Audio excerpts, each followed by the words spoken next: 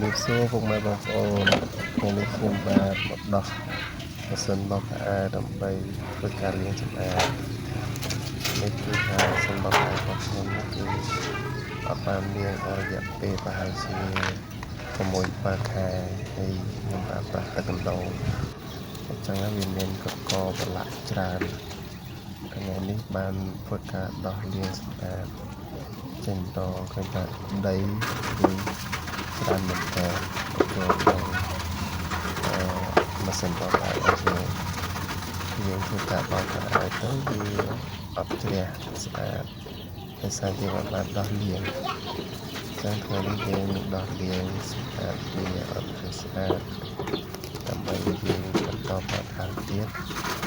គឺមានការប្រើប្រាស់ទៅធ្វើឲ្យខោអាវរបស់យើងមិនស្អាត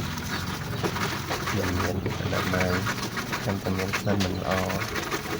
ហើយយើងរៀងរាល់ពេលដែលយើងខាងនេះយើងចាស់លាងទៅខ្លួនឯងដែរហើយក៏បងប្អូនអាចសង្កេតថាដោះពីមិនមានមិនតែធ្វើទៅថាខ្ញុំបាននឹងប្រាប់តែមិនមានការលាងមិនទេហើយនេះគឺសកម្មភាពដែលខ្ញុំបានលាងទៅខ្លួនឯង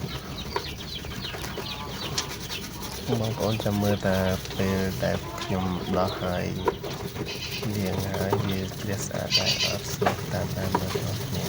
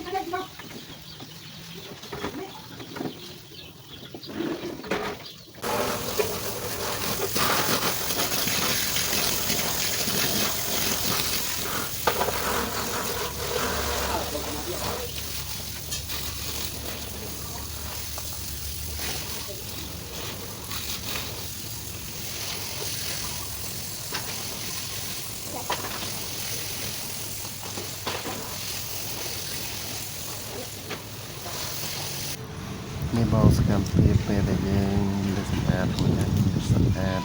សឹងតែ 100% អញ្ចឹងមកបងប្អូនប្រើប្រាស់យូរកុំភ្លេចដោះលាងសម្អាតបើសិនជាយើង